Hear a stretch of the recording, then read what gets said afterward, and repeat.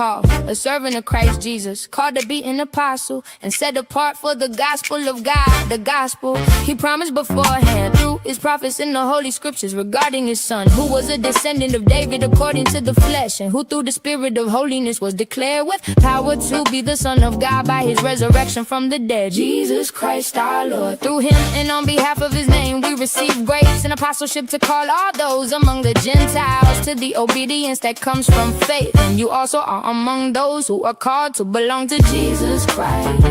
To all in Rome who are loved by God and called to be saints, grace and peace to you from God our Father and the Lord Jesus Christ. First, I thank my God through Jesus Christ for all of you, because your faith is being proclaimed all over the world. God, whom I serve with my spirit and preaching the gospel of his son, is my witness how constantly I remember you in my prayers at all times, asking that now at last by God's will I may succeed in coming to you. For I long to see you so that I may impart to you some spiritual gift to strengthen you. That is, that you and I may be mutually encouraged by each other's faith. I do not want you to be unaware, brothers, how often I plan to come to you, but have been prevented from visiting until now, in order that I might have a harvest among you, just as I have had among the other Gentiles. I am obligated both to Greeks and non-Greeks, both to the wise and the foolish. That is why I am so eager to preach the gospel also to you who are in Rome. I am not ashamed of the gospel, because it is the power of God for salvation to everyone who believes. First to the Jew, then to the Greek, for the gospel reveals the righteousness of God that comes by faith from start to finish. Just as it is written, the righteous will live by faith.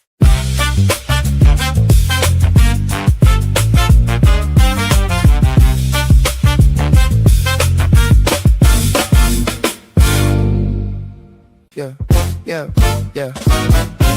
The wrath of God is being revealed from heaven against all the godlessness and wickedness of men who suppress the truth by their wickedness. For what may be known about God is plain to them, because God has made it plain to them. For since the creation of the world, God's invisible qualities, his eternal power and divine nature have been clearly seen, being understood from his workmanship, so that men are without excuse. For although they knew God, they neither glorified him as God nor gave thanks to him, but they became futile in their thinking and darkened in their foolish hearts. Although they claimed to be wise, they became fools and exchanged the glory of the immortal God for images of mortal men and birds and animals and reptiles. Therefore God gave them over in the desires of their hearts to impurity, for the dishonoring of their bodies with one another. They exchanged the truth of God for a lie, and worshipped and served the creature rather than the Creator, who is forever worthy of praise. Amen. For this reason God gave them over to dishonorable passions. Even their women exchanged natural relations for unnatural ones. Likewise the men abandoned natural relations with women to burn with lust for one another. Men committed indecent acts with other men and received in themselves the due penalty for their error. Furthermore, since they did not see fit to acknowledge God, he gave them up to a depraved mind to do what ought not to be done. They have become filled with every kind of wickedness, evil, greed, and depravity. They are full of envy, murder, strife, deceit, and malice. They are gossip, slanderers, God haters, insolent, arrogant, and boastful. They invent new forms of evil. They disobey their parents. They are senseless, faithless, heartless, merciless. Although they know God's righteous decree that those who do such things are worthy of death, they not only continue to do these things, but also approve of those who practice them.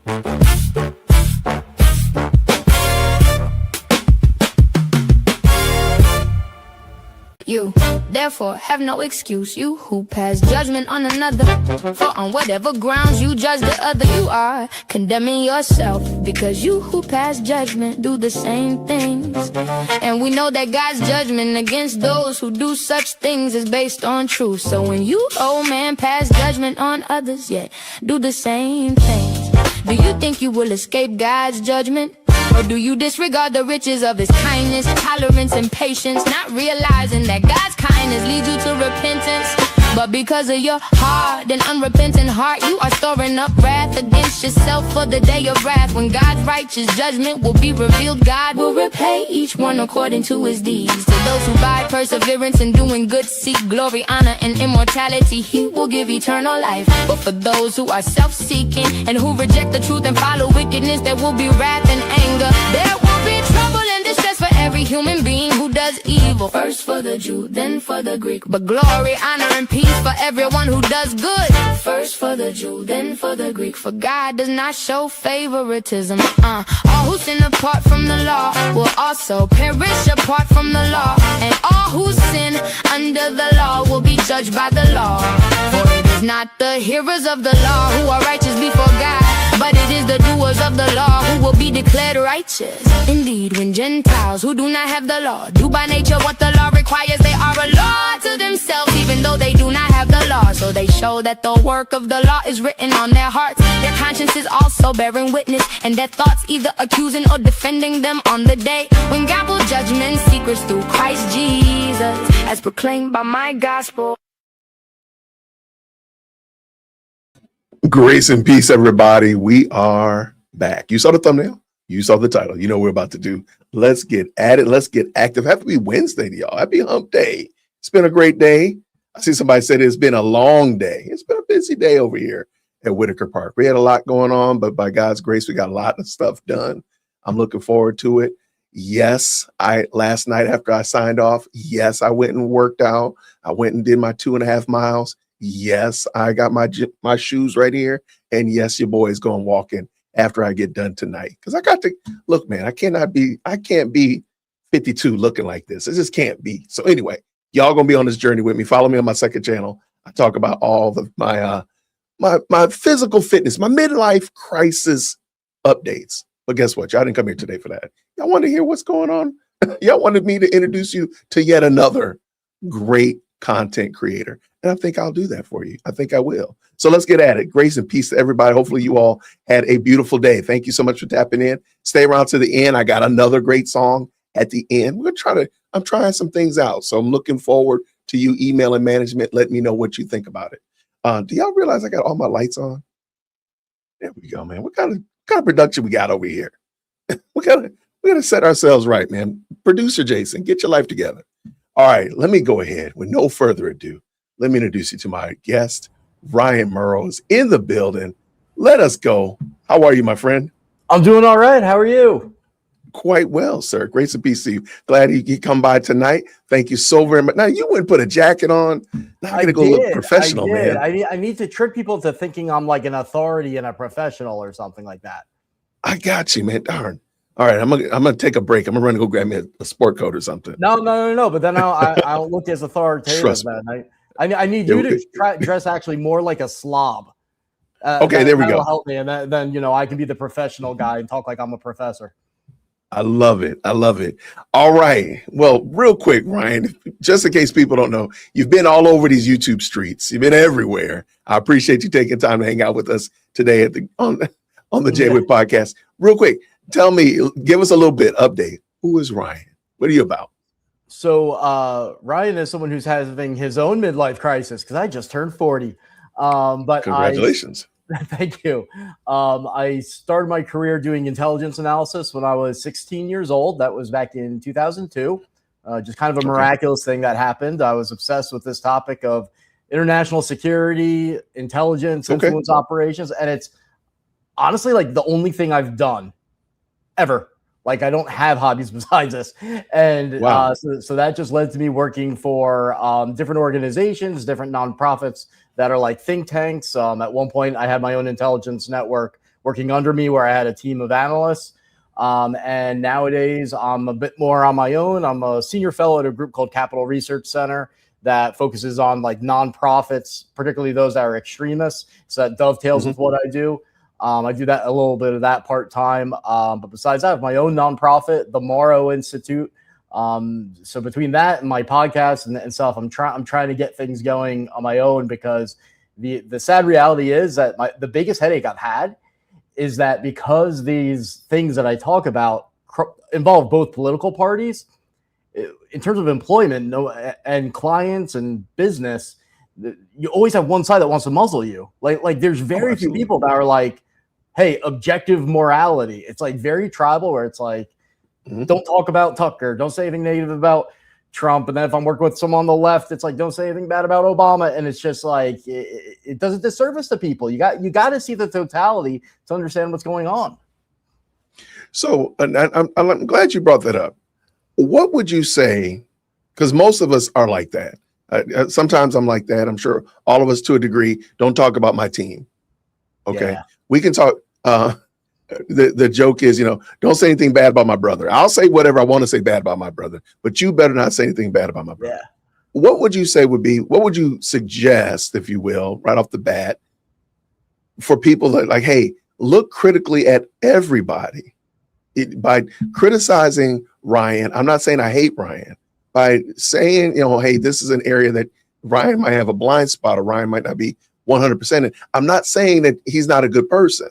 I'm just saying he has a blind spot. He might not recognize the problem. How do we get people into that space of recognizing that and being okay with not tearing them down, but just critiquing and helping them look better? Man, what a great, that's the first time I've gotten that question.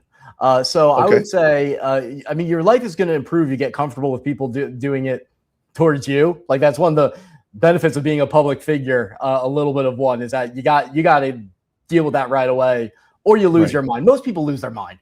But I would say recognize that compared to God, we are all dumb and probably a little bit wrong about everything. So every conversation isn't really so much about I'm right and you're wrong. It's how wrong am I compared to how wrong you are, maybe. I'm less wrong. That's probably the right way to do it. And if everybody was humble and stuck to objective morality, especially when it comes to political, religious type things, the civil society would be saved. We wouldn't be in the condition that we're in. People would just have sharper minds, because your brain is like a muscle. It develops. Like if you are just tribal and just do the team thing, it actually rots over time. I agree. But like biologically, that's absolutely true. And so I would say, humility, Christ-like love to everybody. I mean, push yourself, and it gets a lot easier very quickly when you force yourself. So you may say, oh, I'm faking it because I hate that person. You actually won't over time. You act it out, and you actually won't.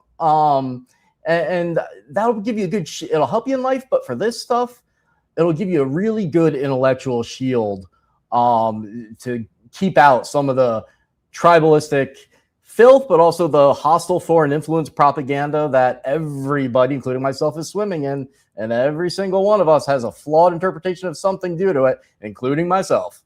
Right.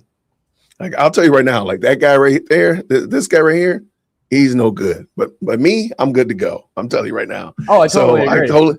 I totally agree, man. I'm telling you, I totally can understand it. So, and I did skip over a term. You used the term that I really would like you to unpack. So I'm glad that you are in this space, and that is the term intelligence. And now most of us have a working knowledge of intelligence. Like we all have a level of intelligence. We're here on the best live chat on the internet, the most electrifying comment section. So we know that there's a level of intelligence. But what does the term intelligence mean, Ryan, as you're using it?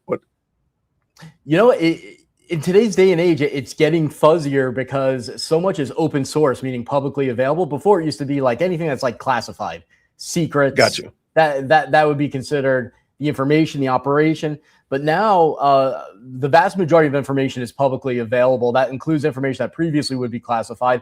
If you talk to people who deal with classified information, the first thing they're amazed at is how much of it is already out there. But the classified file, actually, you can put together through a Google search, Right. And so intelligence would be anytime I would say you're trying to get semi-secretive, undisclosed information and analysis to uncover something that's not readily apparent and is to some degree weaponized. And so you need to protect yourself or protect others from the weaponized agenda of whatever that secret coordination going on is. So so let's go back to the Cold War.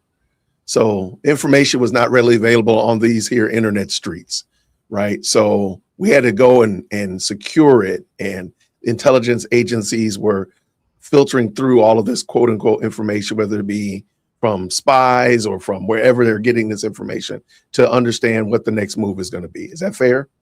Yeah. Yep. Okay. It's changed in that it's gotten easier. It's now everywhere. where, yeah, you don't have to. Here's do a spy network. now. Let me join the spy network right here. Right. That's So it. now the information is decentralized. I guess that could be a good way of using it. It's decentralized. So now Perfect. we can pick up our smartphones and we can learn something about a third world country that we never knew. And that information, and maybe we might even know information that might be quote unquote declassified or would have been classified in another timeline. So what do we do now that we have almost too much information? It's almost like that rascally serpent said, "You shall be like God." Like we almost have too much information and it's fried our brains, for lack of a better term. Like, what do we do? We haven't adapted to it. So honestly, if I had the choice, I would scrap the entire public school system's content and just focus on critical thinking and adapting to this, because this is the starting point. And if you look at what our adversaries like the Russian government, extremist groups, the thing that they're all saying, they all agree upon, it's like the one thing I would say they're right on about is that our weakness is our civil society. So they've been waging a war against us. You think of covert ops, you think of intelligence, economic sabotage. Like you think of all these things, but what people don't think of is an assault on our civil society, meaning our ability to get along, our ability to learn, share information. So it's not just from their perspective about inserting pro-Russian, pro-communist propaganda, in many cases even anti-Christian propaganda. That's in there, and we're used to that. But the objective now is actually just sin and filth. Like you look at what they want to talk about, even our adversaries like in Russia, they proclaim themselves to be a holy country, to be like the true representatives of real Christianity. But you look at what they're trying to do, they say what we need to do is engage in sin ourselves, which is violence, spreading hatred, and things like that. And we need to get the Americans especially to engage in more sin, hate, just basically act very un-Christ-like, so that you buy into these horrible ideologies, but America rips itself apart, that it's no longer a melting pot. It's just everyone fighting with everybody. You can't have a constructive conversation. And that's why they'll promote things like any conspiracy theory. So it's not just like one of the decisions they made was, yeah, you want the pro-Russian, pro-Chinese conspiracy theories out there. But if you just promote conspiracy theories in general and make that normal, the brain rot that results from that, the other stuff can slip in a lot easier. And you can get people who are Americans to say it, and then Americans will listen to Americans more than they'll listen to someone who's like Russian or North Korean or Iranian. And that was a decision they made. I mean, they made that decision in the 90s, and you're seeing the fruits of it now. I got you. So would you agree that the quote unquote black pill movement is part of that PSYOP, misinformation, propaganda, anti-intelligence issue that has us doubting pretty much everything? Because I know people now who doubt, who will doubt that you and I are on the screen. Like they will doubt the most basic. Like everybody should agree that Wednesday follows Tuesday, unless you've gone down this path. So would you say that is part of that movement to cause us to distrust and be at each other's throats? Yeah, absolutely. Because what will happen is people will get apathetic and just tune out from the perspective of our enemies. That's good. That's a win, because you've neutralized that American. He's no longer involved in the system. He'll be focused on other things. So he's taken care of. You basically killed him. It's a casualty. The others, you want to, if possible, you want to make some believe in your ideology. Good. All right. So then you neutralize them. You win them over to your side. The others, you just want to mess with their brains. You want to make it so that everyone hates each other, so a lot of them just say, well, I can't tell what's true and what's not true. And so you have one group of people that say, so I'm not even going to try. And I have some degree of respect for that. Like at least you have the humility to not get super arrogant and be like, all right, this is too much for me. And then you have the other people that will become, because of the information overload, absolutely convinced that they are an expert of historical proportion. And they double down on their tribalism. And that's kind of the objective of this whole thing, is to get everybody act more tribal, I guess get more arrogant, and make it so that America and the West is so paralyzed that nobody, including these countries' own populations, like in China and Russia, they have to worry about their own populations wanting freedom. Well, if you can make America ugly and look like it's in a state of paralysis and make even Americans not believe in their own country anymore, then that's no longer attractive. You've just secured your own rule as a dictator, and you've done potentially fatal damage to your enemy, the United States and the Western world. So you've mentioned, and I appreciate that, man. You've mentioned several times arrogance, I know it all, and such of that nature. All right, let's just say that pretty much 100% of us on this Best Live chat, to some degree, shape, or form, have fallen victim to that. What would be a way to us start unpacking that foolishness so that we could be at least humble enough to look at a conversation, or listen rather to a conversation like we're having, or have a conversation with somebody and say, you know what, I need to change there? Like, what would be some of the start that you would give? I would say, consider it your patriotic duty. I would argue your faith-based duty as well. That every time you want to retweet something that sounds like it might be right, but you don't really know, but you hate that political party, so you're like, yeah, that sounds right, and you repost it. Understand that what you just did, from the perspective of our adversaries, that's actually a battle. That's not just a bad decision. That's a battle that they won. There's a corrosive effect every time you do that. And so every time you're calling someone an idiot, every time you say something offensive online, you think, oh, they're just words. People need to have thicker skin. I'm just passionate. I wasn't being insulting. I'm just passionate. Right. You damaged your country is what you did. And so once people hear that and they take it seriously, I think then a lot of those other things can follow, like incorporating humility and things like that. I think people just need to be educated about the issue in order to take it seriously enough to do it. And then I think the people who seem to be the most humble and end up being the most accurate are the ones who are complete nerds about this stuff. Like the more you know about it, the less certain you become. You realize how many knowledge gaps you have. And so just get people to honestly ask themselves, like I've had people I can't believe this. I've had people get mad at me, former friends of mine, because they were explaining to me how they were more qualified to handle the Middle East than me because they have a degree in biology and can't point out any of the countries on the map, but they just had some ideas from social media and I need to learn from them. And I said, okay, well, I'm willing to hear you, but like, what's the last book on the topic you read? Right. And I got told that I was being offensive and insulting. So that ended that relationship. I don't really know what else I could have done, but get people just to honestly ask themselves, like, did you actually check that? At the very least, how about this? Did you download Claude is my favorite AI, but Grok, ChatGPT, whatever. Did you run that by AI and ask it to fact check you on that before you said it? Most people will say no. And hopefully they get a little embarrassed, then they do it in the future. Because you should just be doing that. Before you make a claim, at least do that. Well, I personally believe that because we have so much information at our fingertips, we all have secured a PhD in Dunning-Kruger. We all have a PhD in Dunning-Kruger. Yep. We all do. Like, and again, I've gone down that path before. Thankfully, before I got on YouTube, I went down that path of I know everything. I know I'm right, and I'm not wrong in any way, shape, or form. I'm just glad I wasn't on YouTube when I did it, though. That's all I can thank God for. I'm just so. Does everybody know what the Dunning-Kruger thing is? You might want to explain that. I've mentioned Dunning-Kruger before, and Dunning-Kruger is basically the idea.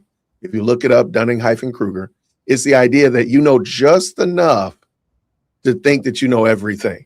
So, it could be a simple topic, and most of us have doom scrolled on social media at night, and you watch something, and you're like, wow. You went down a rabbit trail about auto detailing. You went down an rabbit trail about gardening or homesteading or fixing a roof or whatever. And you watch like 5, 6, 10 of those, and you kind of think you want to do it. You kind of think you want to do it. That's the onset. That's what Dunning-Kruger has bit into you. Yep. It sunk his teeth into you. And the venom is when you start telling people how to do it. That is when the venom is metastasized, and now you are a true devotee. you've watched 5 TikToks on gym shoe restoration or how to replace a cracked screen on an iPad, and now you're out here telling people how to do it like an expert.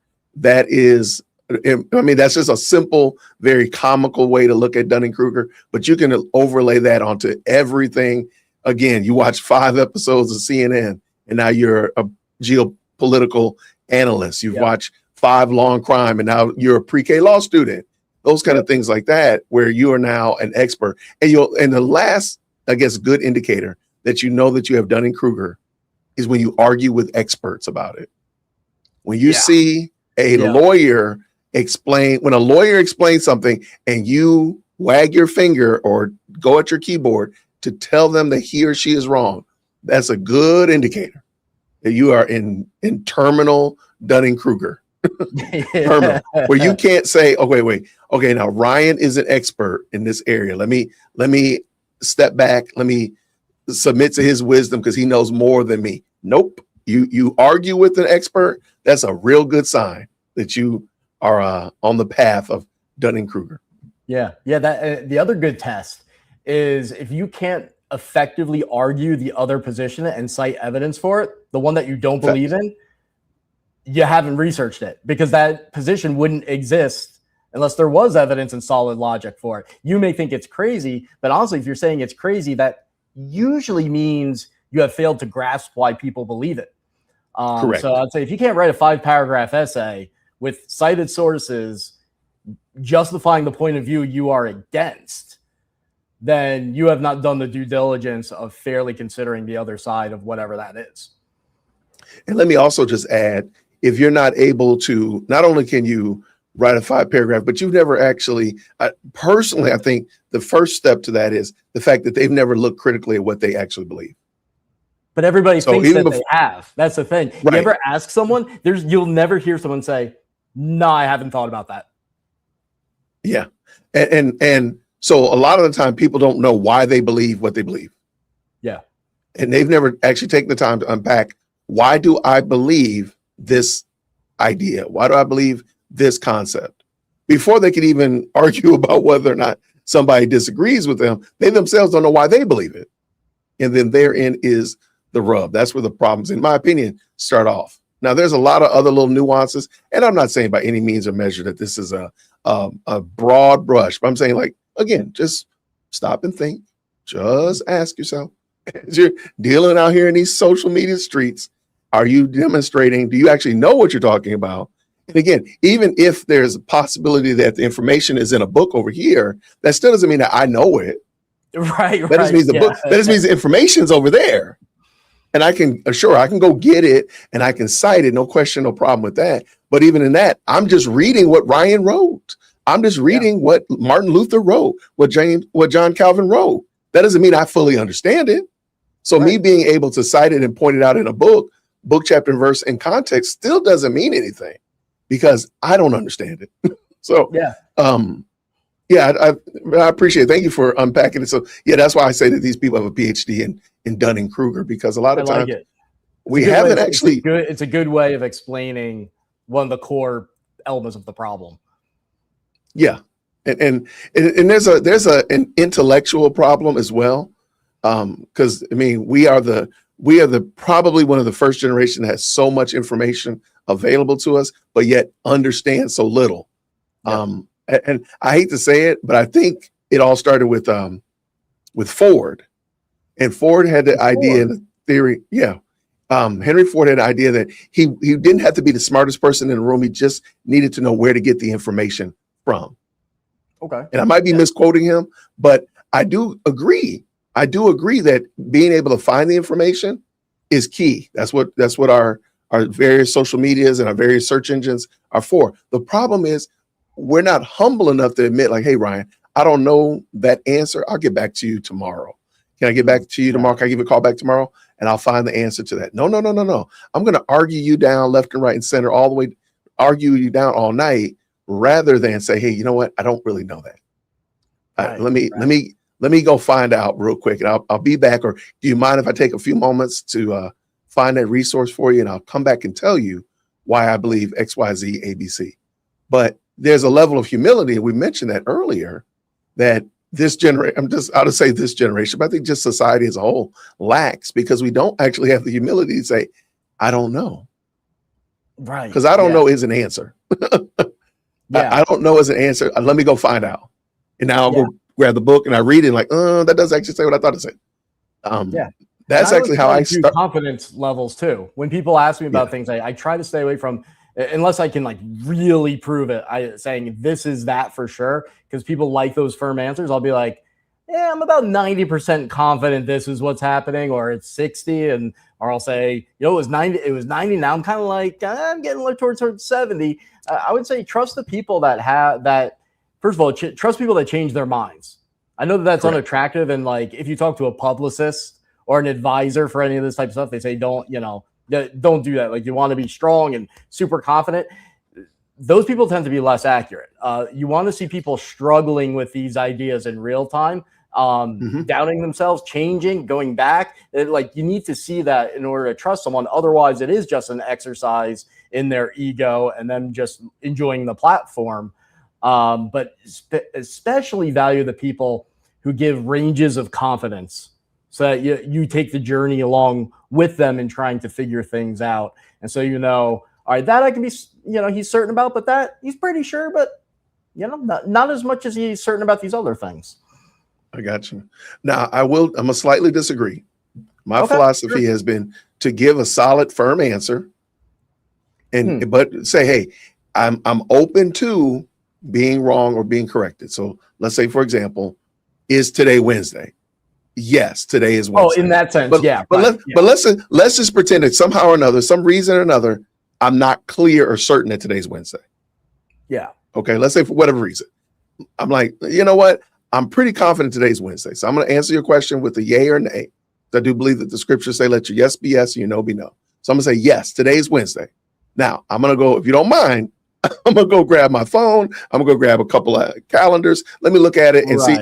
Oh, hey, I apologize. I now see that today is Thursday or whatever. So you know what? I thought today was Wednesday because I thought yesterday was Tuesday, but clearly I missed a day. I don't know, overslept or something. I don't know.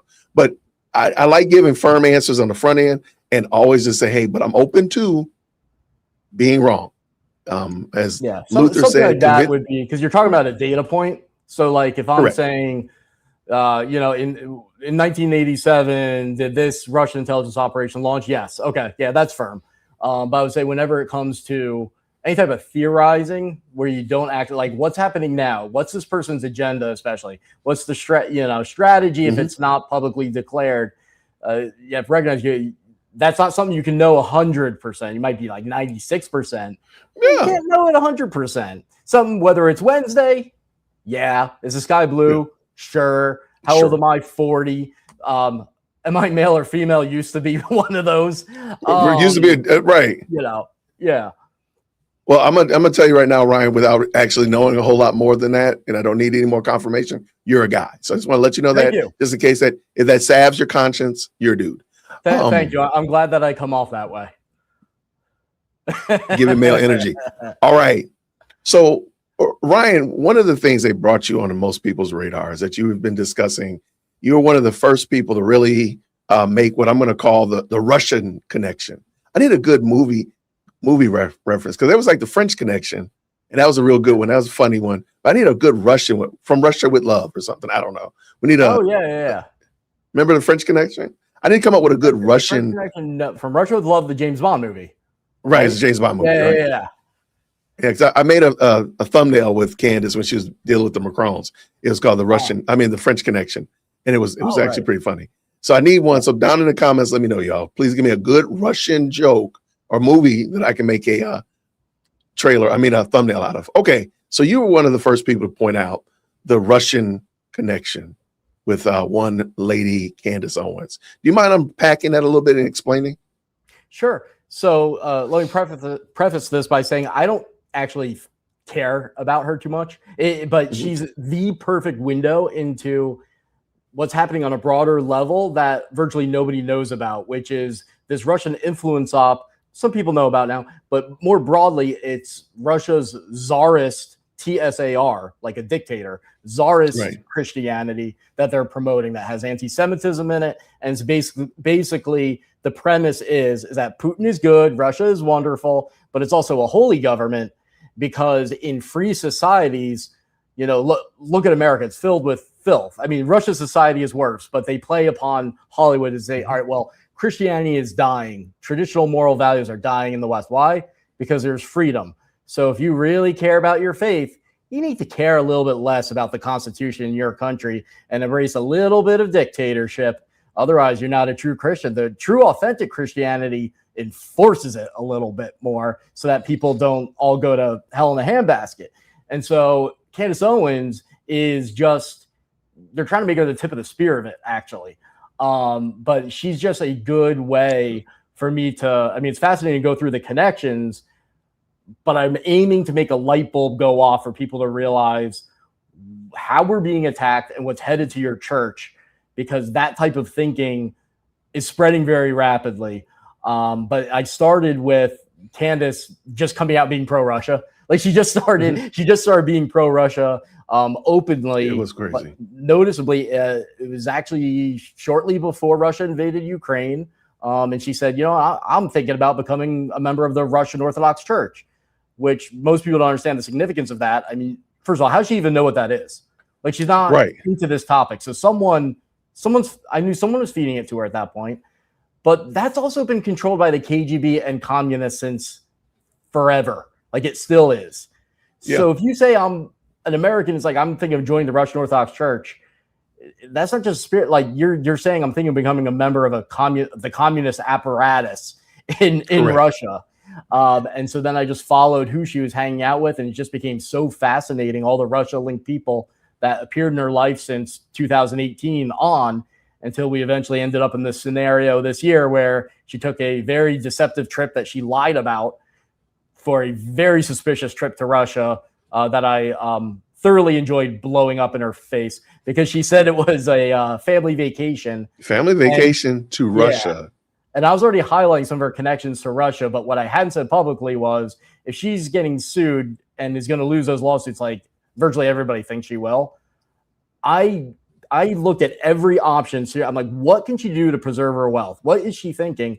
And I could only come up with one option, not two, one. And it was shift your assets to Dubai, which is what like Russian oligarchs do. And her friend Andrew Tate does and brags about, and move to Russia.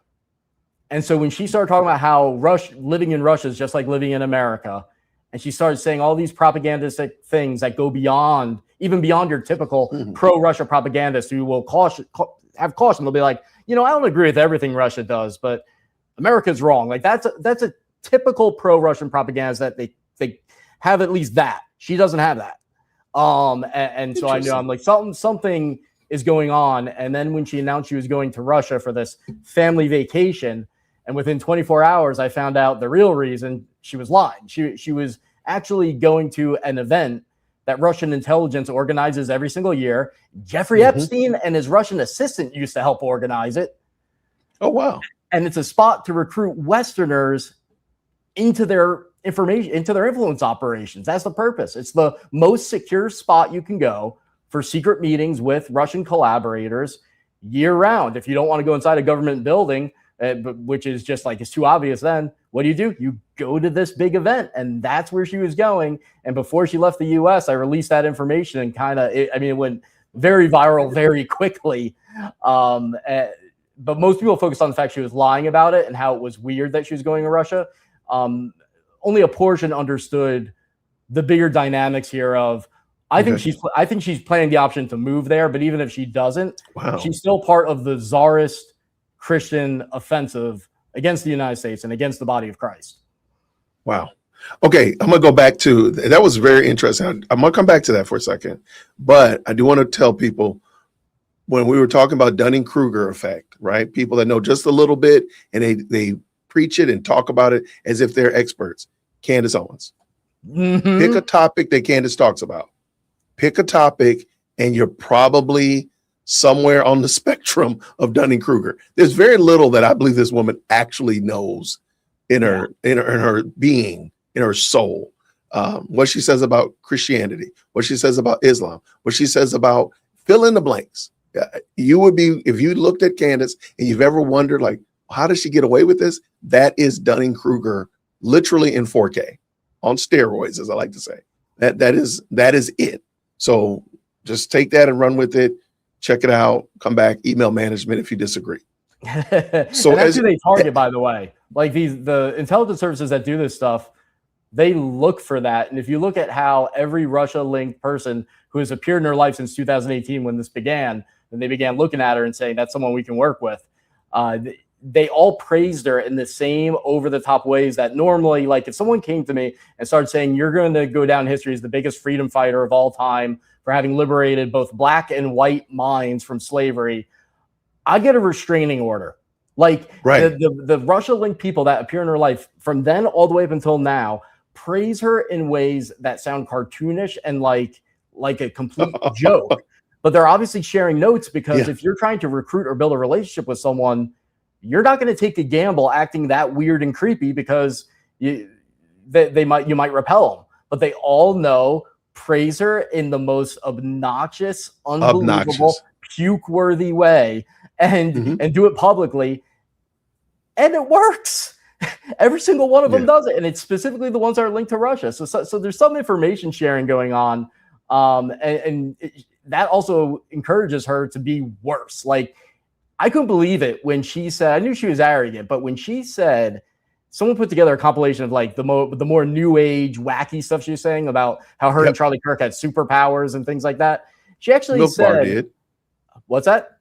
Milk Bar TV did. Yeah, Milk Bar. Yeah, one of my favorite accounts. She actually said, "This is God's platform. I am God's conduit." Yep. That's crazy word. You look at how she says it. She believes it, and she has people around her telling her it too. No, I agree with you 100%. For some reason or another, Ryan, your audio is fuzzy. When you're speaking. Okay.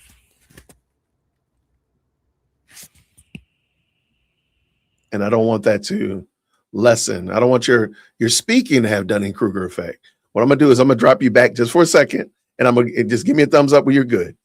All right. So if you're wondering, we got Ryan Mauro on the channel tonight, and we're having a good conversation, just talking about counterintelligence. And of course, now we're talking about Candace Owens. So in the chat, feel free to drop your comments and all that kind of good jazz. I'll try to bring those on as well. So let me bring my guest back on. All right. How are you doing? Switch the mic. Does it sound better? That actually sounds a little worse. What? Okay. Because I have my wireless. Maybe it's me. Maybe it's me. Okay. Let me double check it's me. Hold on. Go ahead and talk, Ryan. How about 1, 2, 3? It sounds fuzzy to me. All right, they say you sound awesome, so I'm going to go ahead. I'm going to take what they're saying. Okay. All right, they say you sound good. Sound better now or before? Because I switched mics. I mean, we're going to roll with it. We're going to roll with it, my brother. Oh, okay, I love sure. it. Okay. All right. So help us understand, in your assessment, what is Candace today? What is she? Is she an asset? Is she a propagandist? Is she working for the red state? Like what? I mean, for Russia? Like what is she? She is someone who is ideologically in league with Russia at this point, partially for the selfish ambition of preserving her wealth if she has to go move there. But even beyond that, she likes how they boost her. You can see the bots, the trolls.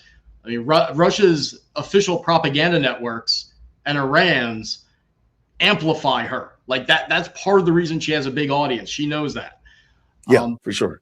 More broadly, what you see is someone filled with hate and bitterness who claims to be a Christian. And I honestly believe that her highest ambition, her identity, is to be the anti-Erica Kirk and to match Erica, and how Erica had her moment at Charlie's memorial where she acted in an amazingly Christ-like way. I think it was a historical moment where things could have gone south because people were talking about, is there going to be civil war? The governments who hate us, we're all excited and trying to ramp things up.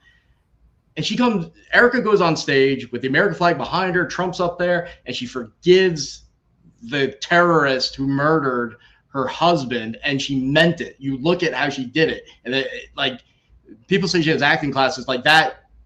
Even if some of the motions were not like that, was authentic. And for the first time in my career, the enemy propagandists who normally lie and spin about everything, but they react to everything, maybe all of them were silent. Just like how the Bible says when you speak the name of Christ, Satan flees. It's the first time in my life, in like actual physical life, in what I study, I saw that occur, because they all just had to just not react to it. They couldn't spin it. They couldn't lie about it. They had to flee. And there was a revival, a wave of goodness among Christians and non-Christians that resulted. Was amazing. But then just like the snake in the garden, you had Candace Owens come along and act in the complete opposite way in every. It was like a mirroring, like the bizarro version of Erica. And I believe, because of the way she talks about it, she wants her own moment on as big of a stage as possible with an adoring audience, but to be the contrast. Erica speaks with love and forgiveness. Candace will speak with hatred and bitterness and vengeance. Erica will be on the American stage. She will be on the Russian stage. Erica was on the stage with Trump and probably future presidents. Candace will be on the stage with Vladimir Putin. And when Erica promotes a not anti-Semitic, a pro-American, authentic Christianity, Candace Owens wants to be the one with Putin promoting this czarist Christianity that she believes she's a warrior for. It's a Christian civil war. She's right about that part. She's wrong about which side is the correct side. Okay. Okay. Let me give you another example, just so people can understand how because somebody said, you gotta be careful about using absolutes. I don't know if I agree with that. I don't know if I agree with that 100%. But like, for example, somebody might ask me, I will say emphatically, Candace Owens is not a Christian. Really? You'll go that far? That's it. Really? Like no, there's no ifs, ands, or buts. I will stand on that hill. Now, if you want to show me, convince me from the book that she is, and I will absolutely change my perspective. But I will say emphatically right now, today, on Wednesday, Candace Owens is not a believer. She's not a regenerate individual. Christ has not saved her, period. That's where I stand. So I'm going to give you a yes or no answer on that regard. So I just want to give another example of that as we get ready to move on. But before we move on, here's something almost nobody knows, because I haven't done a podcast about it. I only made one quick tweet that almost nobody knows about. So she finally blocked me. She typically doesn't block anybody because she wants the engagement. It's good for her, even if they don't like her. The guy who has been influencing her, one of them, but the main guy since 2018, is a guy named John Mappin, who is a senior official in the Church of Scientology. And he's also operates at senior levels of the Russian government by his own boast. So he's part of essentially part of the Russian government, high-level connections in China also, and is a high-level member of the Church of Scientology. He blocked me at this almost the exact same time. But what did I do? I asked them both the same question. This is what the trigger was. I said, what is Candace's stance on Scientology? Has she ever practiced it, even part of it? Because sometimes they'll get around it by saying, I'm not a Scientologist, because there's like a carve out, and they'll say, well, I'm a Christian. Scientologists believe you can be a Christian or a Christian, Jew, Muslim, Buddhist, and Hindu all at once, and a Scientologist. So from an intelligence perspective, it makes you very adaptable, because you can deceive like that. So that was a very pointed question. I knew I had enough of their attention because of the stuff I had released that they'd at least see it. And finally, that was the trigger that both of them blocked me. So why? Of everything I've done, it was me asking whether Candace is a Scientologist or practices any element of Scientology is what did it. So there's something there. That's a good catch. Be much more right than even I thought before I thought about it. About whether she's a Christian or not. No, that's a great catch. And one of the things I've noticed is just how much she attempts to position herself. And I brought this up to a guest earlier this week, and noticing how anybody who brings scripture to bear before her, who cites and quotes scripture or points to the book, chapter, and verse in context and uses that as their reference point, she calls them fake Christians. And I don't know if you've noticed this, but the vast majority of Candace's base are not Christians. They are either, no, the vast majority of them are not believers in Christ at all. Or and even more, they might be Muslims. They might be another faith system, but they're not Christians. And I've asked people this multiple times. Show me a solid, faithful, biblical teacher or pastor that supports Candace Owens. You won't find only one. The anti-Semitic ones I know of, Joel Webben and people like that. Yeah, it doesn't. That unicorn doesn't exist. That purple dinosaur doesn't exist, and so it does lend itself to my belief that, well, again, as I said before, she's not a Christian. She's not regenerate. But even more than that, the people that she attracts are false converts or people who are not converted at all themselves, but they think that they're doing the right thing because they're quote unquote fighting for justice. And you notice that she's pivoted off of justice for Charlie to now, I don't know, somewhere in the multiverse. I don't know what they're doing at this point. But so now these people feel like they're righteous. And I'm sure that they've been, you've interacted with these people in the comment section, that their mission is to ask questions. Their mission is to get Tyler Robinson off, or that's their salvation in a warped, twisted world. That is what they're doing in order to prop up their own salvation, because they themselves are not in Christ. And I know people don't like when I say that. Well, then prove me wrong. Prove me wrong. Apart from her confession, show me her possession of Christ. Show me it. I'll wait. Do you think she thinks she's a Christian? I apologize. Do you think that she believes she's a Christian, or is it a conscious lie down to that level? I don't think she believes she's a Christian. I'm sorry. I think she knows that she's not a Christian. There Really? you go. Okay. I think, and I've done this timeline before. Notice when Charlie Kirk met her, she was praying to the universe. Okay, she was believing in reincarnation. When Charlie Kirk met her, she was a New Ager. I have not heard that. She was a New Ager when Charlie Kirk met her. So a lot of the stuff that she's saying now about astral projecting and lights coming on and Charlie coming to her dream, a lot of that is consistent with who she was pre-Charlie Kirk meeting her. And her quote unquote conversion, if you will. I've done the deep dive in her giving her testimony of her salvation experience, and it doesn't rhyme anything with anything biblical at all. And so, this 120-mile march that she did as a Catholic. She claimed to have been a Protestant and then she converted to Catholicism, but both of those testimonies are woefully absent of any grace of Christ at all. So when Charlie Kirk met her, she was praying to the universe. If you wrote anything, or maybe it's a specific podcast. I'm gonna have you switch that microphone back because I cannot hear you now. Yeah, and while you're doing that, I'm gonna drop you back. I'm gonna look at a couple of quick comments. Yeah. So Ryan is definitely saying that she's basically, I won't say a closet, but she's basically a Scientologist. Yeah, she's Catholic. I wonder, Body Cam Bureau Media, I wonder, does she actually go to confession? Does she actually participate in this? Because I'm finding it really hard to believe that a functioning pastor or priest that really believes in their faith would allow their congregant to behave like that. I'm really finding it hard to believe. Now, maybe I'm going crazy. Maybe because I'm Presbyterian, my pastors talk to me about my content. My ruling elders talk to me about my content.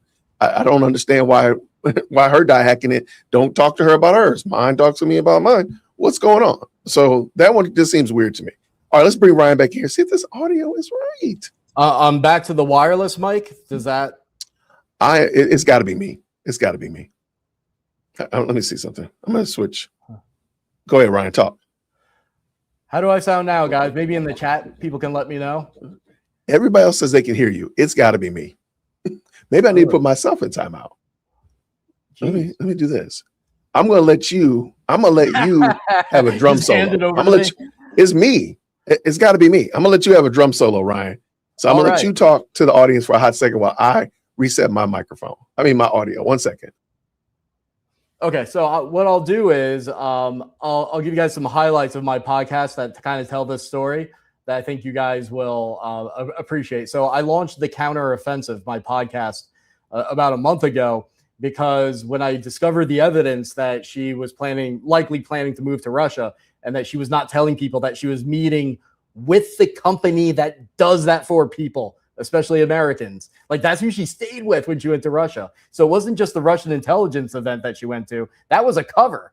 The people she was with were part of this company I discovered that move people with 100% confidentiality to Russia so they can build this like base of conservative Christians, especially Americans, to attack America with. And so that was the first episode. And then the second episode is called When the Bear Targeted TPUSA. That's when I talk about in 2018 when Russia and the Church of Scientology, exactly how they identified Candace as someone to put resources towards influencing. So I broke that down. And then the episode after that, the last one about her, was actually about the Iranian regime amplifying her and how there is someone linked to the Iranian Revolutionary Guards Corps, their semi-secret operations within her circle, although she may not know it.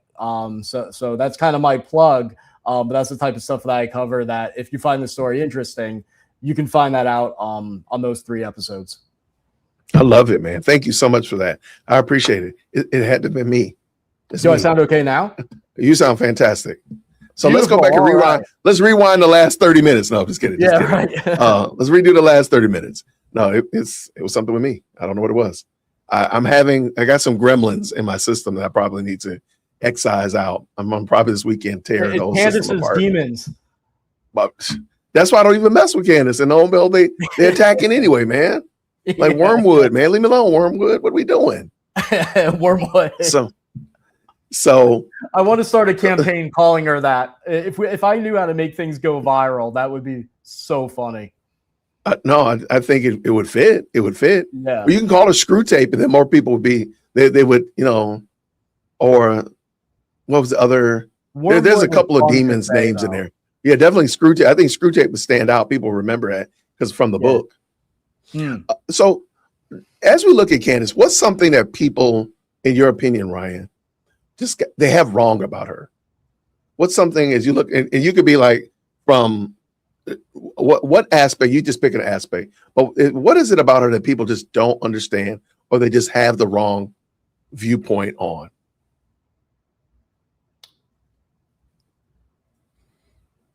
I would say to think that she's influenced by anything substantive besides her own extrapolation of who has offended her most recently. What I mean by that is, when did she turn against the left? It was because people on the left hurt her feelings because they didn't like social autopsy and some of the stuff. Autopsy. So now she not only dislikes them, I love the people that you hate. That's her getting them back. I'm going to cause you pain. The person you hate the most, I'm going to become their warrior. And then when did she start really turning against like Ben Shapiro and Jewish people? It was when she was on a high because Kanye West liked her and she always wanted to be a big celebrity, like in the entertainment world. It wasn't even politics. That's where she wanted to be. And people like Ben Shapiro criticized her very gently, actually, because they said, when Kanye West is saying things like really bad things about Jews in general, you probably shouldn't embrace that. And that's when you can see she started turning. And it wasn't that long after that she got, especially after the October 7th attacks happened, that she became really anti-Semitic. And so let's not kid ourselves that's not even so much due to the influence operation. That's just who is hurting her feelings. Can she blame them for why she does not have the success that she feels is due her? And then she hates whatever group she associates that person with.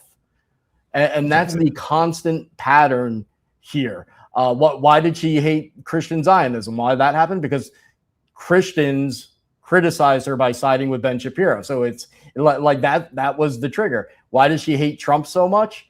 because they didn't rally behind her, but Putin did. Like you can find that No, at you can see it, every right? stage. There's a good through line. No, I appreciate that, and I think we could probably unpack it for 2 days, but I do believe a lot of this goes back to the fact that Candace has not been regenerate. Candace is, in my opinion, based upon information and belief, Candace is just reliving the last 2 years of high school. It's like Groundhog's Day. Just that mean girl.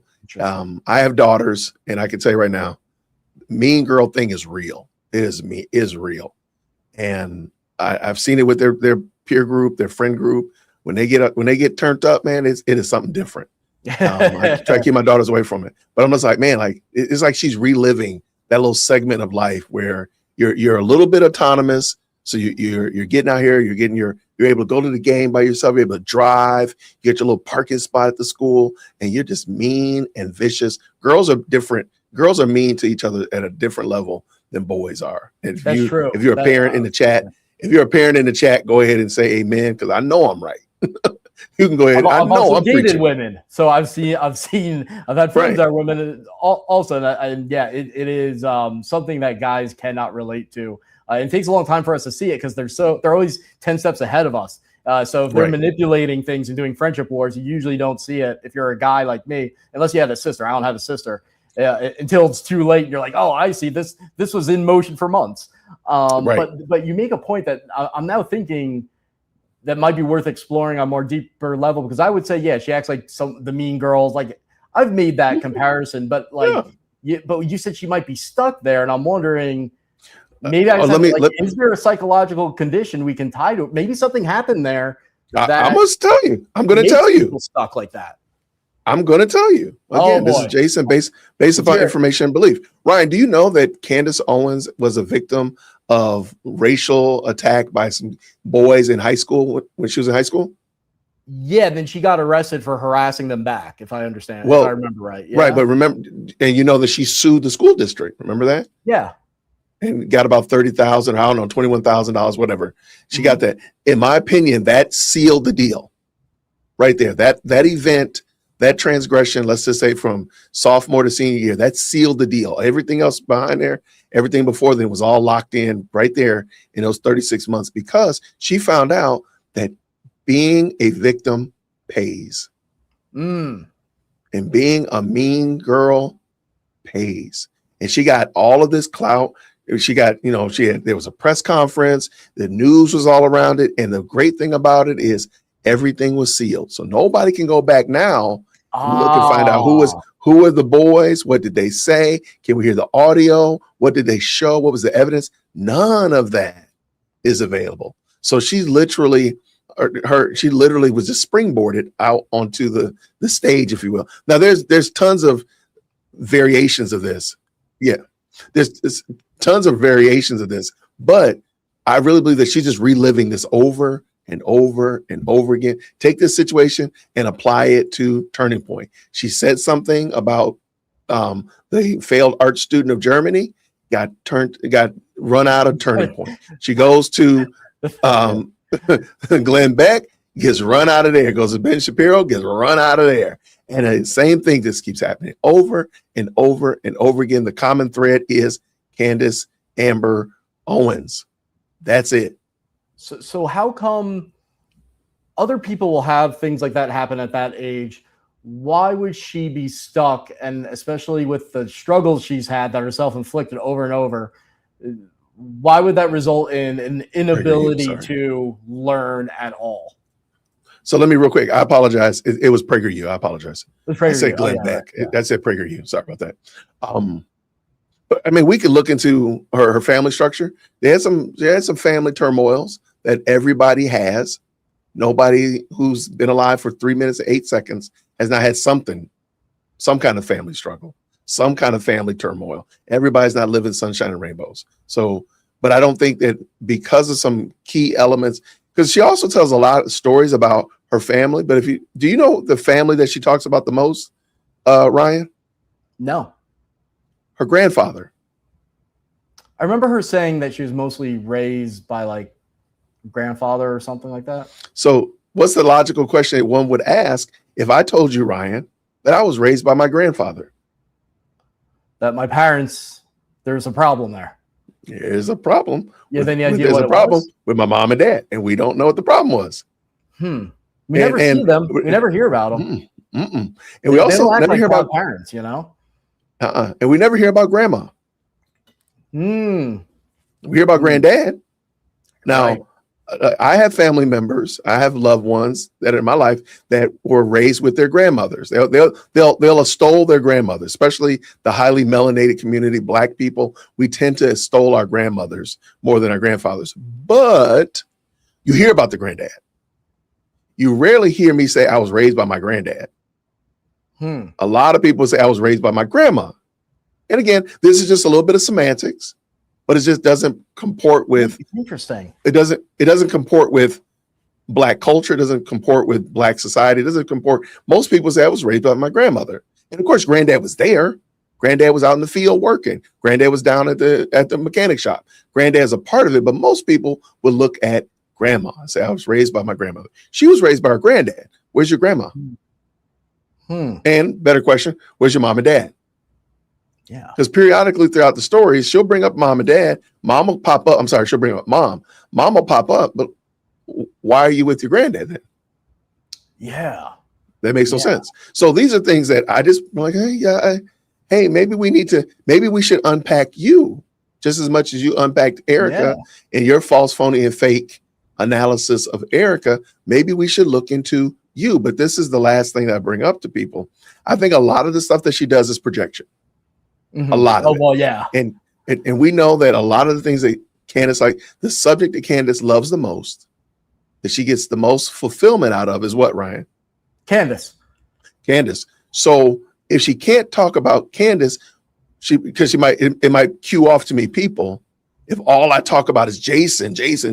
But maybe I'll just talk about bald Black men with really nice beards wearing an olive green polo shirt, talking loud in their studio outside of their kitchen.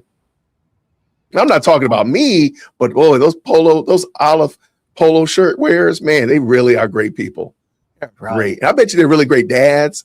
And they probably name their kids some really funny names about their kids. And, they're probably great. And, they're probably going to go walking after they get off their live stream, whenever they, if they live stream, of course. I'm not saying they do, but they probably will. And, man, they're just great people. Notice I'm talking about me. Yeah. But I'm projecting it on everybody else. So if you take this, just take a second. Again, I could be wrong, y'all. Email management. Look at what she says about Erica and just ask yourself, does this apply to Candace more than Erica? Yeah. Because you do realize she's saying things authoritatively about Erica. Now, the logical thing is you'd have to wonder, how do you know that? She has gone into the Doctor Strange, into the mind. She's doing Xavier. She's doing Dr. Xavier, like reading people's brains. How do you do that? How do you know what Erica thinks? Right. Unless it's what you actually think. Now, why wouldn't she? It's so apparent, that between that and her inability to see these patterns and like, I'm being mean, because there's even a quote where, like, I have the clip where she says, I used to be a bad person. I was just mean. Okay, so she knows that about herself. She probably, in her mind, improved a little bit, and she thinks it's a mile, and it's really just an inch of improvement. But I still, and it might just be because I don't have daughters and I don't have a sister, but I'm still trying to understand, like, all those elements. I can understand the trauma. I can understand why that would lead to poor judgment. The inability to be self-aware and learn from these behaviors resulting in failures that are painful. I still don't understand what the cause of that is. Okay, I'm gonna go back. And again, actually, we talked about it in the opening salvo, Ryan. It's pride. It's arrogance. The belief that I'm always right. That woman says stuff that is so wrong. A literal toddler could point out the errors sometimes of what Candace says. What does Candace do? Does she say, you know what? I apologize. Matter of fact, even on this stream right here, I just made a mistake and somebody put it on the screen. I said, you know what? You're right. my bad. I said Dennis Prager. I'm sorry. I said Glenn Beck and it was Dennis Prager. I admitted that I was wrong right there. You find an instance where she'll do that and not caveat it to death, but find me an instance where she'll just say, you know, my bad, Ryan. Thank you so much. I appreciate that. Thank you for calling me out about that. Show me that one. Yeah. And I will absolutely, because there is no humility. There is no, she is always right. And even when she's wrong, she's going to find a way to caveat it, to smooth off all the rough edges to the point that it's right. She's going to square that peg some way or another, rather than just say, my bad, Ryan, I was wrong. I said this, Ryan, I told you I was going to call you back, or, you know, I said this, that, and a third, and I was wrong. My bad. Nope, Ryan, you heard me wrong, Ryan. You know, Ryan, it was during, you know what it'll be? It was during the segment when my earbuds was sounding fuzzy and I didn't hear it right, Ryan. My bad. No, Right, it was the technology's fault. It was the audio gremlin's fault. Instead of just saying, I was wrong, I made a mistake. But she'll never do it. If somebody, I still have the open request for somebody to send me a video of Candace actually admitting she's wrong without caveating it. That's funny. Like, I made an X thread where I said something like, all right, so if we're supposed to know people by their fruit according to the Bible, I would like any Candace fans to point to me an episode that resulted in them doing something specific that was more Christ-like, charity or strengthen their faith, and tell me why. Like if she's this great person for Christians to follow, just find me one episode. Everyone attacked me, the bots and the authentic people.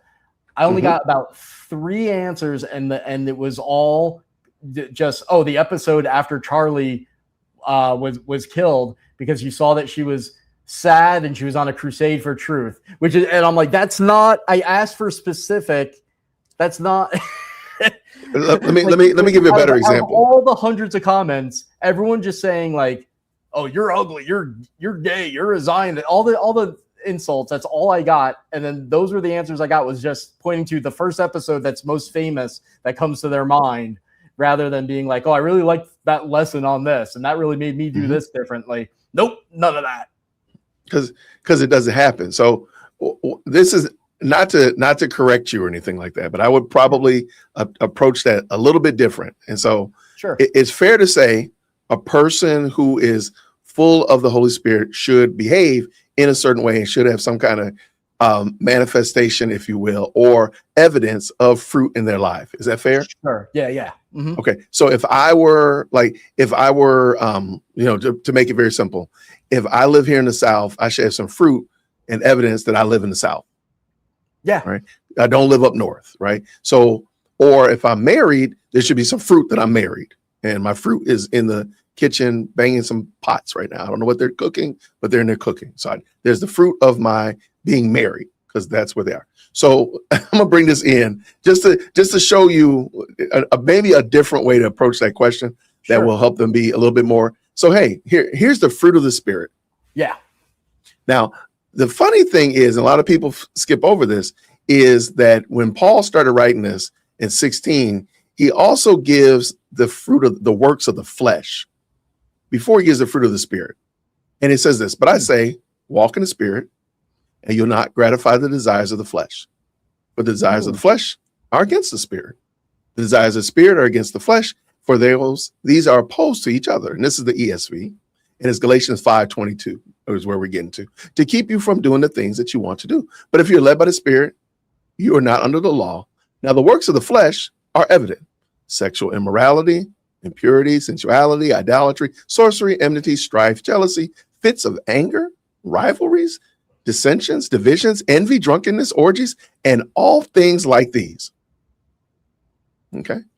I warn you, as I warned you before, that those who do such things will not inherit the kingdom of God. But the fruit of the Spirit, and this is where I would go with this question. Say, hey, everybody, this is the fruit of the Spirit: is love, joy, peace, patience, kindness, goodness, faithfulness, gentleness, self-control. Against such things there is no law.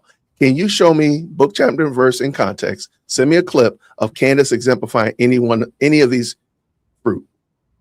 Right. That's good. Because what I'm going to do For every fruit that you show me, every video you send me of her demonstrating the fruit, I'm going to demonstrate and show you that she is actually walks in the works of the flesh. Yes. You want to go? Yeah. Let's go. Because I don't think it's even hard. Yeah, look It at won't. that comparison. It won't be hard at all. Matter of fact, she showcases her. She showcases it. So therefore, I'm going to pull up everyone. So why don't you show me these? And you don't have to do the back and forth, but you can just say, hey, these are the fruit of the Spirit. Can you show me Candace demonstrating the fruit of the Spirit? I know what they would say, and it would be lame because it's their answer to any challenge like that. They'd be like, oh, kindness? She's pursuing truth. She's being kind and trying to find Charlie's real killer. Like that. That's not exactly how they would spin it. That's not even like, that doesn't even make sense. Like it doesn't make sense, but that's what they would say. I can promise you that that's the response you get. Let's see. So, patience and peace and love. Yeah, out of love, she's trying to make sure Charlie's true killers are caught. Like they'll just take a positive word and just attach that to her behavior in general, and they don't get more specific. Okay. So, all right, here we go. All right. You know what? I'm willing to give you that. I'll give you every last one of those. If you can apply it to how she deals with the Macrones, I'll give you every last one that you just said right here. Can you show me her demonstrating the fruit of the Spirit as she deals with Brigitte Macron? I will absolutely give you all those other ones that you just gave me. Go ahead. Yeah, that's a good point. There you go. There you go. Because this, again, like this has only been the last 11 months. She's been sadly running amok for years. So, like, again, I mean, hold on. How are you demonstrating? How are you demonstrating the fruit of the Spirit when you sit there and you advocate for somebody who's guilty of this right here? S immorality, Harvey Weinstein. I forgot about that. She's done so many horrible things. I forgot about her defending him. Yeah. So like, help me understand it. Idolatry. Yeah. Andrew Tate. Yeah. Sorcery. I'm sorry. Astral projecting is sorcery. Yeah. Right. Enmity, ma'am. I'm sorry. You trying to tell me you're not jealous of? And she has a type. Yeah. She has a type that she despises. Blonde hair, blue eyed women. I'm sorry. Yeah. Yep. Fits of anger. You literally said that you are angry because you're pregnant. Yes, she did. And you're called to make and have patience and love, joy, peace, kindness, goodness, gentleness, and what is this? Self-control.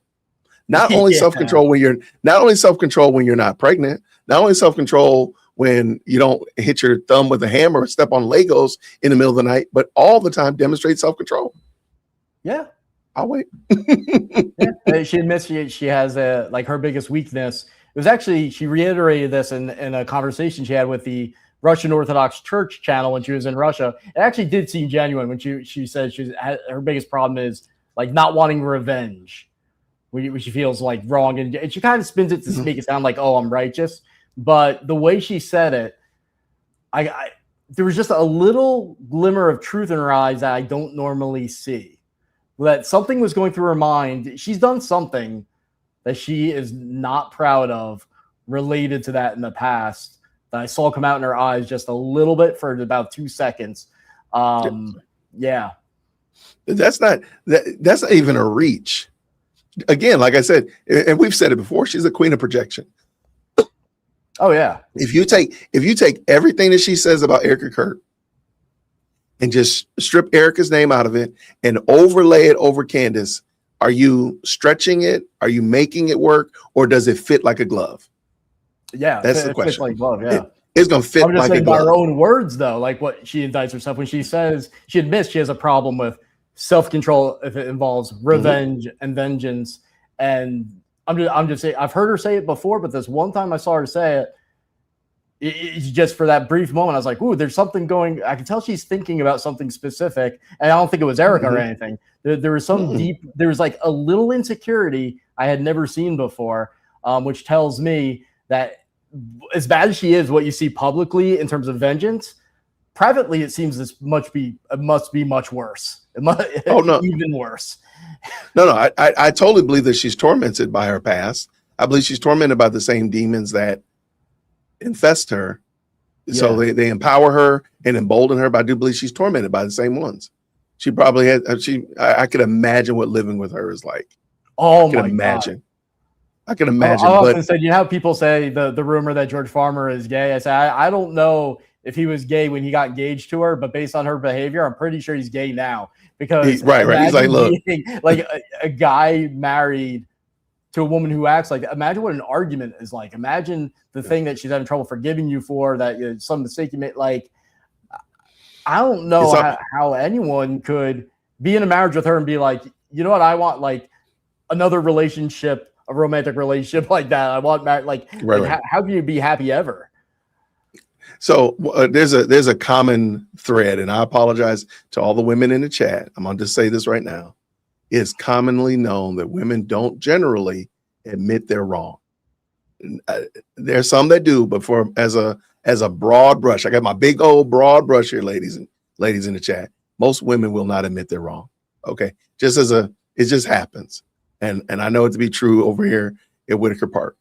Now I bring that up is because can you imagine Candace trying to being dead wrong about something, not paying a bill, not being wrong about something, dead wrong.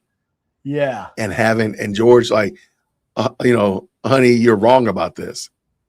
And her not even like, see, I told you, they'll never admit they're wrong. They never will admit they're wrong. That's so funny you say that, because man, it's going to seem like I'm trying to do the white knight thing. But in my personal life, actually, women seem to have been, just in my personal life, it's an anecdote, far more willing to admit that they've messed up or were wrong than than the guys in like the workspace. Like it's been the opposite has been my experience. Okay. Most people do say what you say. Just my personal life experience, it's actually been the opposite. I guess and hear me. Oddity. I don't know. Right. And hear me. I'm not even worried. I got too many hills I'm dying on tonight anyway. So I'm not going to worry about dying on that hill. But I'm like, I've seen him like, you're wrong, right? You do know that what you're doing is wrong. Or you know that, right? Just go ahead and admit it. You're wrong. But imagine her and George going at it about her being wrong. Not George, but her being wrong about something. It's crazy work. I can't imagine. And he's not like the boat, like when you see him talk, like he's very like soft spoken. Like he doesn't come off like a guy with this huge backbone or like a strong presence. Yeah. Because George probably does have a strong backbone, because as Tina said right here, it's better to live in the corner of a roof than in a house shared with a contentious woman. George probably living on the roof, man. He probably don't live. Maybe she's not letting him. Maybe he's locked up in there. Oh, he might. Yeah, he might be living there against his will. He might be locked up in the attic. He might be the flowers in the attic. Thought a lot about how to get out. I'm sure he has. George is so far from alpha. He's quadruple zeta. That's how far he is from alpha. He is quadruple zeta. All right, that's how far he is. From down the list. Thank you so much. All right, I don't even remember where we are. I think we hit all our questions though. But Ryan, all right, sure. Ryan, give us the roadmap back to some semblance of normalcy for just the general populace. What do we need to start doing today so that we can start being less tribal, more willing to hear and engage with people that we disagree with and accept that maybe we're wrong? Just try never to get riled up by anybody. There's no reason. I don't know why people scream over political issues that they're not going to impact, but people get so heated over it, and it's been like normalized. They say, "Oh, well, it just shows how passionate I am." It's like, no, you're being a jerk.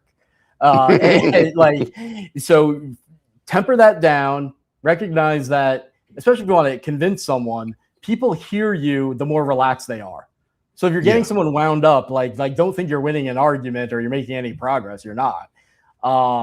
So focus on battling that demon within yourself, and then just get used to relentlessly fact checking things before you say it or before you share a post.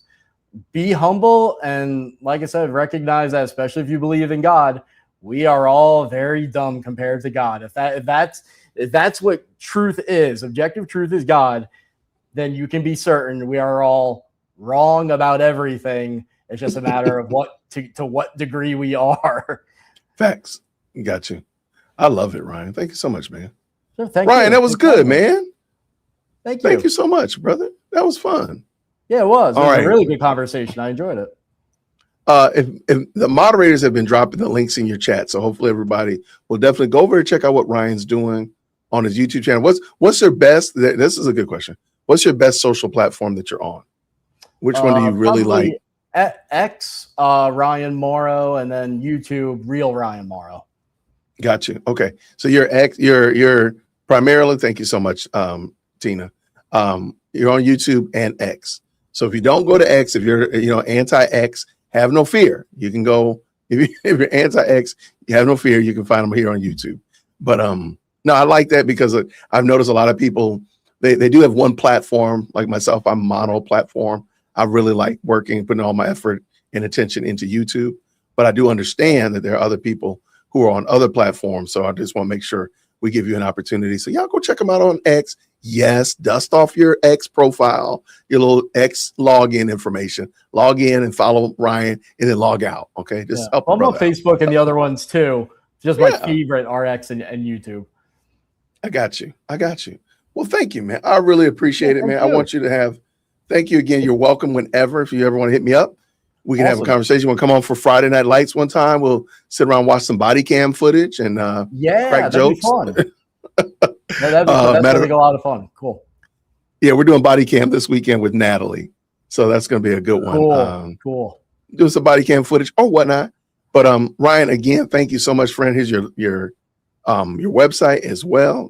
Look, that's where people can donate to my nonprofit if you want to help me keep doing this on my own, which is an open question. Because if I'm owned by someone else, they're probably gonna try to muzzle me and limit me in a big way. Right. So, yeah. So thank you. I appreciate it. Yeah. Hey, not a problem at all. I'm gonna make sure I want to double check, make sure I am subscribed to you, but I'll do that as well. If you want to hang around to the end, Ryan, I'm gonna go ahead and end this out, and we can catch up at the end. Everybody, I'm gonna drop you back, and I'll be right back, my friend. Everybody, thank y'all so much for hanging out with us. That was a lot of fun. Please make sure you support Ryan. We want to continue to support good content creators that are following in a path that we want to go down. We want to see more like this, so we got to follow them. We got to support them. So thank you all to the moderators. Thank you so much to the fantastic content, the live chat. Oh, by the way, thank you so much, Christelle. If Candace is truly pro-Christian and pro-America, why is she defaming Charlie's widow while siding with anti-Western figures? Where is the discernment? You know what? That's a fantastic question. And you know what? I did not see this before I dropped my guest back. So guess what I'm going to do? I'm going to bring him back. All right. Ryan. Hey, Ryan. All right. Yes. What do you think about this question? If Candace is truly pro-Christian, what do you think? Pro-America now. In fact, she said in Russia, she said that she's abandoned the American dream. She also said something to your point about what she used to be like before she started grifting. She started dissing the founding of the country, saying we're too young and stuff. And that parallels what she used to say about the Constitution until she had to join the right, where she said the Constitution should be in a museum. Now she says so many things negative about America, but like blatantly says like why I'm angry at America. And like it's very, very clear. Would she say she's pro-Christian? She said she would probably say she's pro-true Christian, like Putin. That's probably what she would say. I wouldn't doubt that. I would not doubt that at all. Yeah. I love it. All right, Ryan. Now I'm going to drop you back. I'm going to get outside of here, my friend. All right. Thanks again, Ryan. Okay, that was it. Y'all, thank y'all so much, everybody. I appreciate you. On Friday, for Friday Night Lights, we got Natalie coming on. We're going to be doing body cam footage. We're going to have a good old time. Body cam bingo. So come on over and check it out. I'll make sure the link is up in the morning. I do have some videos coming up tomorrow during the day, so please check those out. I do appreciate all of you all for watching, liking, commenting, all that kind of good stuff. I really do. I sincerely appreciate it. Thank you so much.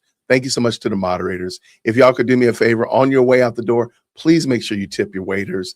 Do me a favor. Green hearts on the way out the door. Make sure you like the video. And until next time, everybody, grace and peace. Oh, by the way, I got a new ending.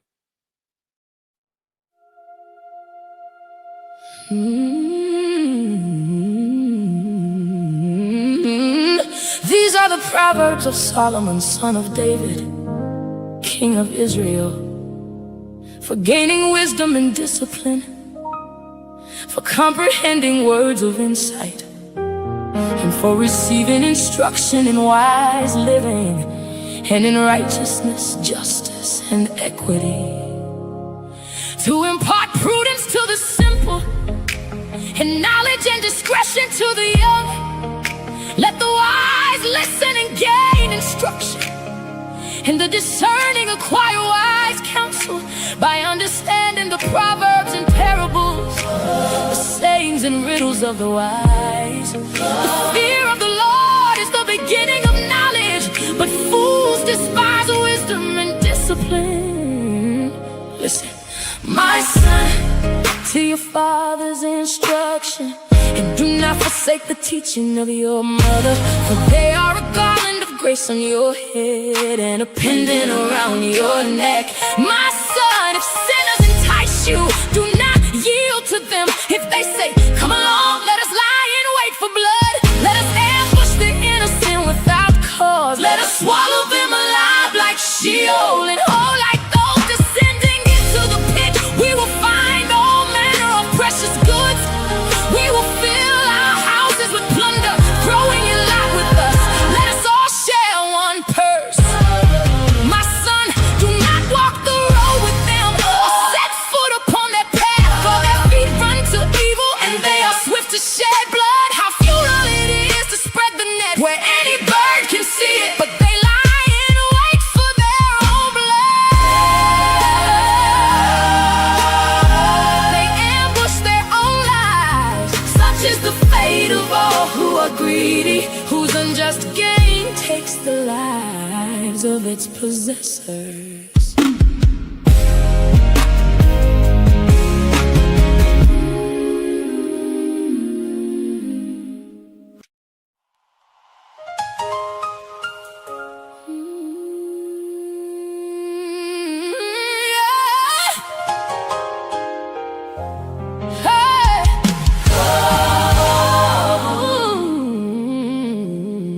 Wisdom calls out in the street.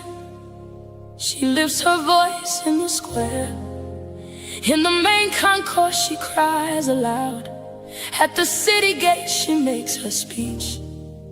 How long, oh simple ones, will you love your simple ways?